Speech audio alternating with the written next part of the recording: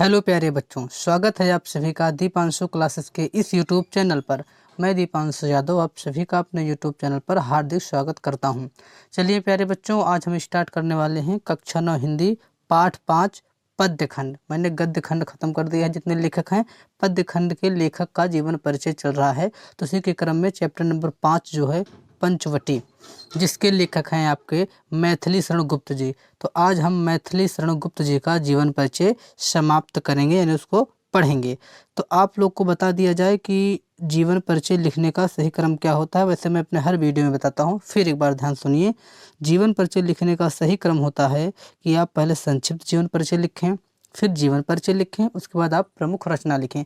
इन 3 heading के माध्यम से आप किसी भी लेखक का जीवन परिचय बहुत ही सहजतापूर्वक लिख लेंगे। चलिए हम इसी 3 हेडिंग के माध्यम से आज जैसा उनका मैथिली शरण गुप्त जी का जीवन परिचय पढ़ना स्टार्ट करते हैं। चलिए आप लोग हेडिंग लगाइए, मैथिली शरण गुप्त का जीवन परिचय। पहली हेडिंग आपके पास होनी चाहिए संक्षिप्त जीवन परिचय की। संक्षिप्त जीवन परिचय में क्या लिखना है, चलिए देखते हैं। आप लिखेंगे संक्षिप्त जीवन परिचय में इनका जन्म कब हुआ था। तो इनका जन्म हुआ था 1886 ईस्वी में। मैथिली शरण गुप्त जी का जन्म 1886 ईस्वी में हुआ। इनका जन्म स्थान यानी इनका जन्म कहाँ पर हुआ था, तो उत्तर प्रदेश के झांसी जिले के चिरगांव नामक गांव में। चिरगांव इनका गांव है, झांसी इनका जिला है, उत्तर प्रदेश में पैदा हुए थे। आपको डायरेक्ट याद रखना है कि मैथिली शरण गुप्त जी का जन्म 1886 ईस्वी में, इनका जन्म स्थान चिरगांव में था।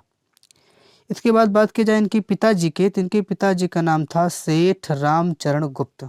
इनके पिताजी का नाम था सेठ रामचरण गुप्त। बात की जाए इनकी भाषा की, तो इन्होंने खड़ी बोली में अपनी रचनाएं की हैं। अब बात की जाए इनकी मृत्यु की, तो इनकी मृत्यु सन 1964 ईस्वी में हो गई थी। कब हुई थी? 1964 में। इनका जन्म हुआ 1886 ईस्वी, इनकी मृत्यु हुई 1964 ईस्वी। आप इन जन्म और मृत्यु दोनों डेट को जरूर याद कीजिएगा। जन्म इनका 1886, मृत्यु इनकी 1964। ये तो रहा इनका जीवन परिचय। अब हम इनके ये तो रहा उनका संक्षिप्त जीवन परिचय। अब हम इनके जीवन परिचय की ओर बढ़ते हैं। आप दूसरी हेडिंग लगाइएगा जीवन परिचय। जीवन परिचय में आप लिखेंगे कि द्विवेदी युग के कवि एवं राष्ट्र कवि श्री मैथिली शरण गुप्त जी। आप लोग ध्यान दीजिए, तो मैंने मैथिली शरण गुप्त जी का नाम लेने से पहले इनकी 2 विशेषता बताई हैं। पहला कि द्विवेदी युग के कवि थे, दूसरा कि राष्ट्र कवि भी थे। तो आप लोग भी किसी भी लेखक का जीवन परिचय लिखेंगे तो उनकी विशेषताओं का वर्णन करते हुए आप लिखेंगे। तो आप इस बात को ध्यान दीजिएगा कि द्विवेदी युग के कवि एवं राष्ट्र कवि श्री मैथिली शरण गुप्त जी का जन्म 1886 ईस्वी में चिरगांव जिला झांसी में हुआ था। इनके पिताजी का नाम सेठ रामचरण था। इनके पिताजी राम भक्त और काव्य प्रेमी व्यक्ति थे। इनके जो पिताजी थे वो भगवान राम के भक्त थे और काव्य के प्रेमी थे। तो उन्हीं से गुप्त जी को काव्य संस्कार प्राप्त हुआ।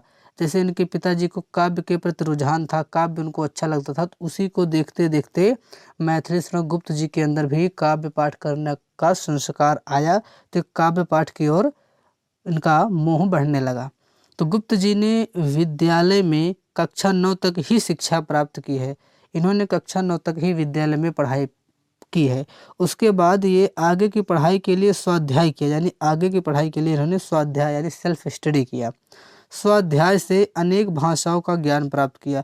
इन्होंने अपने आप से ही पढ़ के अनेक भाषाओं का ज्ञान प्राप्त कर लिया। बचपन में ही इन्होंने काव्य रचना करके अपने पिताजी से महान कवि बनने का आशीर्वाद प्राप्त कर लिया था।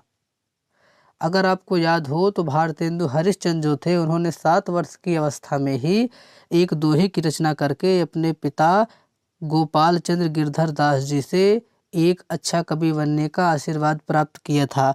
उसी प्रकार से मैथिली शरण गुप्त जी ने भी एक काव्य पाठ यानी एक काव्य रचना करके अपने पिताजी से महान कवि बनने का आशीर्वाद प्राप्त कर लिया था।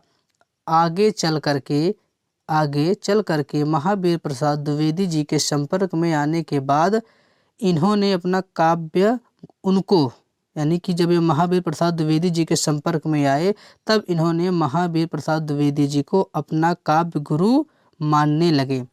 यह प्रश्न आपसे पूछा जा सकता है कि मैथिली शरण गुप्त जी अपना काव्य गुरु किसे मानते हैं, तो महावीर प्रसाद द्विवेदी जी को मानते थे। महावीर प्रसाद द्विवेदी जी की आज्ञा के अनुसार ही गुप्त जी ने सर्वप्रथम भारत भारती नाम के ग्रंथ की रचना करके युवाओं में देश प्रेम की सरिता बहा दी। सरिता का मतलब होता है नदी, नदी का पर्यायवाची है सरिता। ठीक, तो यहाँ पर आपको ध्यान देने योग्य बात है कि इन्होंने सर्वप्रथम कौन सी रचना की थी, तो भारत भारती रचना की थी, जो कि देश प्रेम पर आधारित थी, देश प्रेम की सरिता बहा दी। अब बात की जाए किसके कहने पर इन्होंने रचना की थी, तो अपने गुरुदेव श्री महावीर प्रसाद द्विवेदी जी के आज्ञानुसार इन्होंने इसकी रचना की। और इसकी रचना करके इन्होंने युवाओं के मन में देश प्रेम की सरिता बहा दी, यानी नदी का प्रवाह कर दिया, एक हर्षोल्लास उनके मन में भर दिया। इन्होंने देश प्रेम, समाज सुधार, धर्म, राजनीतिक, भक्ति आदि विषयों पर रचनाएं की। इन्होंने देश प्रेम पर भी रचना की, समाज सुधार के ऊपर भी रचना की, धर्म के ऊपर भी इन्होंने रचनाएं की, राजनीति के ऊपर भी, भक्ति के ऊपर भी, इन सब विषयों पर इन्होंने रचनाएं की थी। राष्ट्रीय विषयों पर लिखने के कारण मैथिली शरण गुप्त जी को राष्ट्र कवि की उपाधि मिली, यानी कि राष्ट्र कवि कहलाए। इन्होंने राष्ट्रीय विषयों पर लिखना प्रारंभ किया, तब इनको राष्ट्र कवि की उपाधि प्राप्त हुई और ये राष्ट्र कवि कहलाए। सन 1954 ईस्वी में भारत सरकार ने पद्म भूषण की उपाधि से इन्हें अलंकृत किया। आपको डेट याद रखनी होगी, 1954 ईस्वी में कौन सा पुरस्कार इनको मिला था, तो पद्म भूषण सम्मान से ये सम्मानित किए गए थे, इस उपाधि से अलंकृत किए गए थे। अब बात की जाए इनके देहावसान की, इनके देहांत की, इनका देहांत 12 दिसंबर सन 1964 ईस्वी को हो गया था।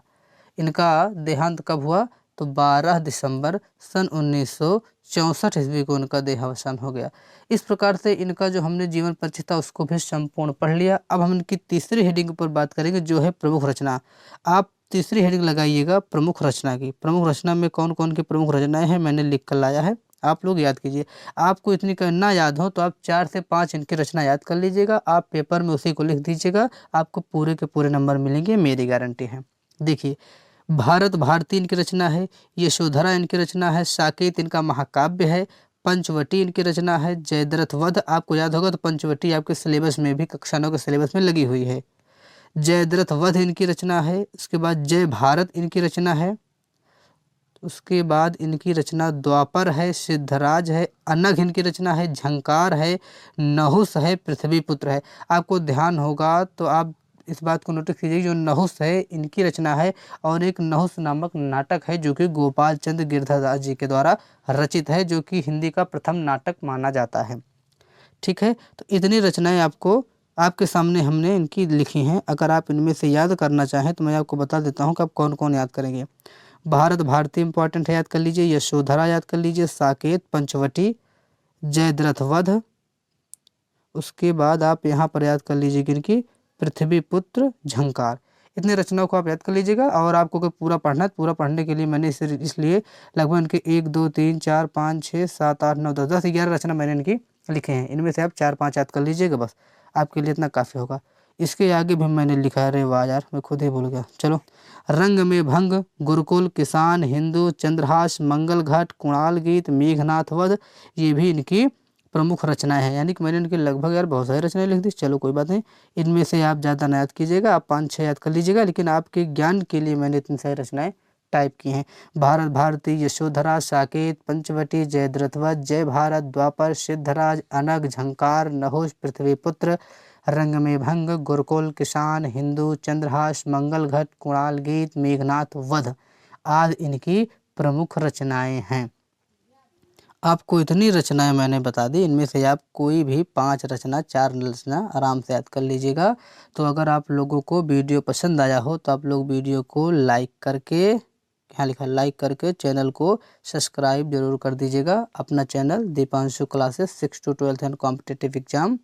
आप लोग से विनम्र निवेदन यह है कि आप लोग इसकी नोट्स ज़रूर बना लीजिएगा। अगर आप इसकी PDF प्राप्त करना चाहते हैं तब आप टेलीग्राम चैनल में जाकर के दीपांशु क्लासेस सर्च करें और वहां से ज्वाइन कर लें।